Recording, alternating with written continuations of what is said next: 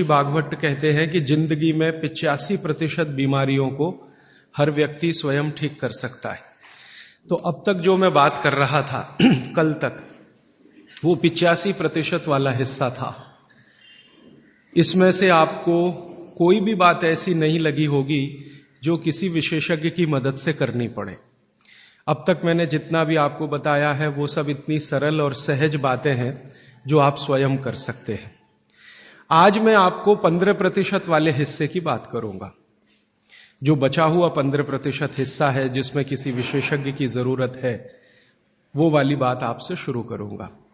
लेकिन आज आप महसूस करेंगे व्याख्यान खत्म होने के बाद कि अरे ये 15% भी हम कर सकते हैं। भागवत जी की यही खूबी है, वो ये मानते हैं कि दुनिया का हर व्यक्ति विशेषज्ञ हो सकता है। और वो ये भी एक जगह लिखते हैं कि मैं अकेला भागवत नहीं, मेरे बाद और भी हो सकते हैं। वो ये कहते हैं कि जो व्यक्ति भी अपने शरीर का सूक्ष्म अवलोकन कर सके, ऑब्जर्वेशन सूक्ष्म माइक्रो लेवल पे, वो सभी विशेषज्ञ हो सकते हैं। तो विशेषज्ञ चिकित्सा के स्तर पर आज मैं उनका एक अध्याय आपके सामने लेता हूं। ऐसे उन्होंने लगभग 40 से ज्यादा अध्याय लिखे हैं, उसमें से एक मैं शुरू करता हूं। भागवत जी ये कहते हैं कि जब विशेषज्ञ चिकित्सा की बात आए, गंभीर रोग जैसे कैंसर है, डायबिटीज है, अर्थराइटिस है, तो इसमें वो कहते हैं कि भगवान ने, प्रकृति ने ऐसी व्यवस्था बनाई है कि विशेष गंभीर रोगों की चिकित्सा भी आप बहुत आसानी से, सहजता से कर सके। उसमें से उन्होंने एक जगह लिखा है कि इस पूरे ब्रह्मांड में, पूरी प्रकृति में ऐसी कई चीजें हैं जो एक साथ वात, पित्त और कफ तीनों को ठीक करने की शक्ति रखती है। एक साथ बहुत कम चीजें ऐसी हैं प्रकृति में जो वात, पित्त, कफ तीनों को एक साथ ठीक रखें। कुछ चीजें ऐसी हैं जो वात को अच्छा रखेंगी, कुछ चीजें ऐसी हैं जो पित्त को अच्छा रखेंगी, कुछ चीजें ऐसी हैं जो कफ को अच्छा रखेंगी। वात को अच्छा रखने वाली सबसे अच्छी चीज जो आपके घर में है वो है तेल। तेल वो जिसमें आप सब्जियां बनाते हैं, तेल वो जिसमें आप सब्जियां बनाते हैं। तो सबसे अच्छी चीज वो बोलते हैं कि तेल है, जो वात को हमेशा समभाव में रखता है, समानता में रखता है, वात को बढ़ने नहीं देता। लेकिन उन्होंने एक शब्द पर जोर दिया है कि तेल का माने शुद्ध तेल। अब ये शुद्ध तेल उन्होंने लिखा 3500 साल पहले। आज के विश्लेषण में अगर हम ध्यान दें तो शुद्ध तेल का माने तेल की घानी से निकाला हुआ सीधा सीधा तेल, बिना कुछ मिलाए हुए सीधा सीधा तेल, कोई भी मशीन से निकाला हुआ सीधा सीधा तेल, उसमें कुछ नहीं मिलाया, मतलब नॉन रिफाइंड तेल। नॉन रिफाइंड तेल।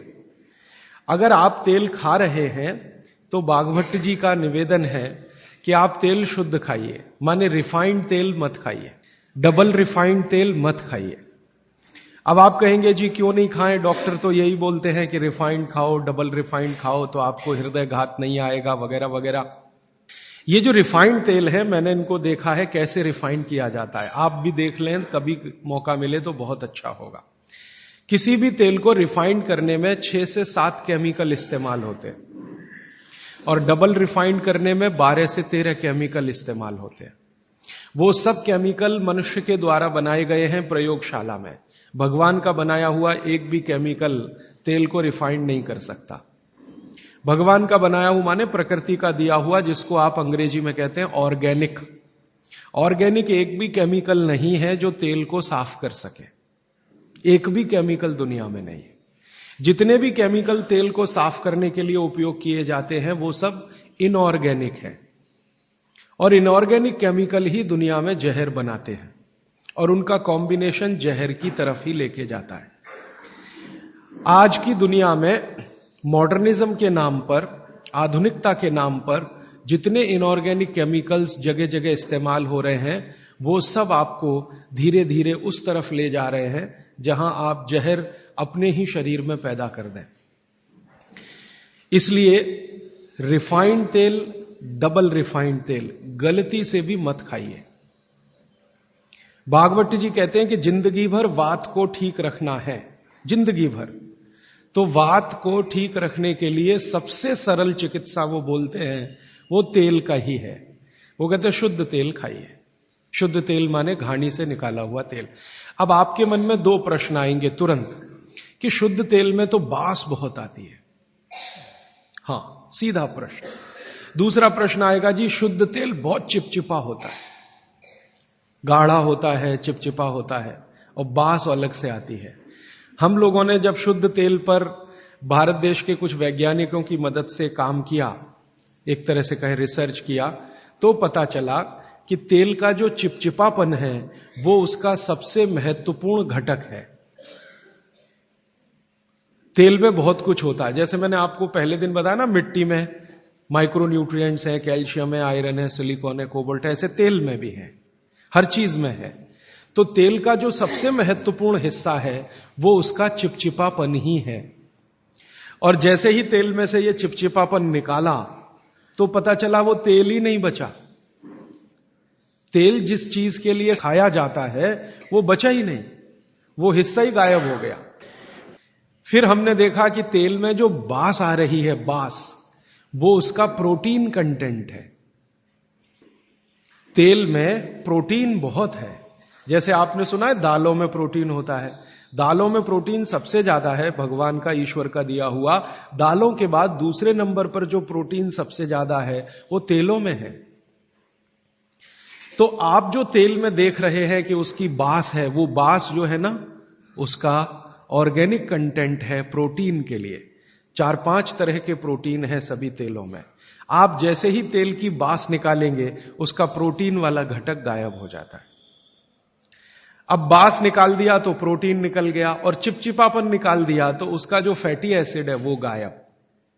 अब ये दोनों ही चीजें गायब हो गई तो तेल नहीं रहा, वो पानी है एक तरह से। इसलिए भागवत जी ने सूत्र लिखा कि जिंदगी भर वात की चिकित्सा अगर आपको करनी पड़ जाए तो बेहतर है कि आप शुद्ध तेल खाएं तो वात की चिकित्सा ही ना करनी पड़े। और मैंने आपको सबसे पहले दिन बताया था कि दुनिया में सबसे ज्यादा रोग वात के ही हैं, सबसे ज्यादा रोग। ये घुटने दुखना से लेकर कमर दुखना, हड्डियों में दर्द, ये वात के तो रोग है ही।